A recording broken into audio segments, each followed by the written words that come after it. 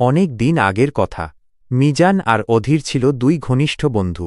তারা দুজনই বহরা স্কুলে পড়াশোনা করত আর তাদের বাড়ি ছিল একই গ্রামে। সারাদিন একসাথে কাটানো, স্কুল, খেলা, গল্প, সব কিছুতেই তারা ছিল অবিচ্ছেদ্য। একদিন স্কুল ছুটির পর তারা সিদ্ধান্ত নিল আজ বিলে মাছ ধরতে যাবে। বিকেলের দিকে দুজন জাল আর লাঠি নিয়ে রওনা দিল। বিলটা ছিল গ্রামের একটু দূরে, চারপাশে কাশবন আর বাঁশঝাড়ে ঘেরা। জায়গাটা দিনে যতটা সুন্দর, রাতে ততটাই ভয়ঙ্কর।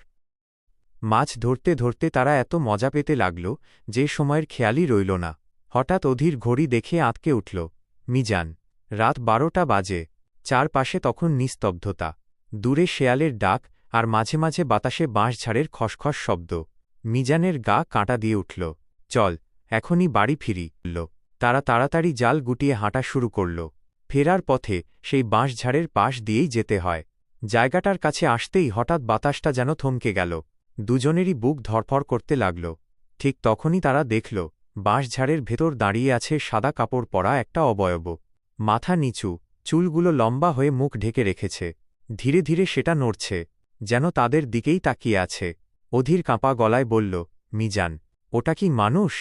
মিজান কিছু বলতে পারল না। তার গলা শুকিয়ে গেছে। হঠাৎ সেই সাদা অবয়বটা একটু সামনে এগিয়ে এল।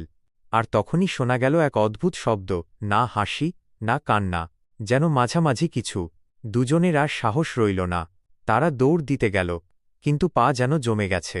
ঠিক তখনই পেছন থেকে ঠান্ডা একটা বাতাস এসে তাদের শরীর ছুঁয়ে গেল। অধীর চিৎকার করে উঠল, দৌড় দে! দুজন প্রাণপণে দৌড়াতে শুরু করল। পেছনে তাকানোর সাহস তাদের ছিল না, কিন্তু তারা স্পষ্ট শুনতে পাচ্ছিল তাদের পেছনে কেউ যেন হেঁটে আসছে। ধীরে ধীরে, ঠিক তাদের মতোই গতিতে। গ্রামের আলো দেখা যাওয়ার আগ পর্যন্ত তারা থামেনি। বাড়িতে ফিরে এসে দুজনেই অসুস্থ হয়ে পড়ল। পরদিন গ্রামের লোকজন সেই বাঁশঝাড়ে গিয়ে খোঁজ নিল, কিন্তু সেখানে কিছুই পাওয়া গেল না। শুধু কিছু পায়ের ছাপ, যা মানুষের মতো হলেও স্বাভাবিক ছিল না। তারপর থেকে গ্রামের কেউ আর রাতের বেলা ওই বিলের দিকে যায় না। আর মিজান আর অধীর, তারা আজও সেই রাতের কথা মনে করলে কেঁপে ওঠে, কারণ তারা জানে সেদিন তারা যা দেখেছিল সেটা মানুষ ছিল না,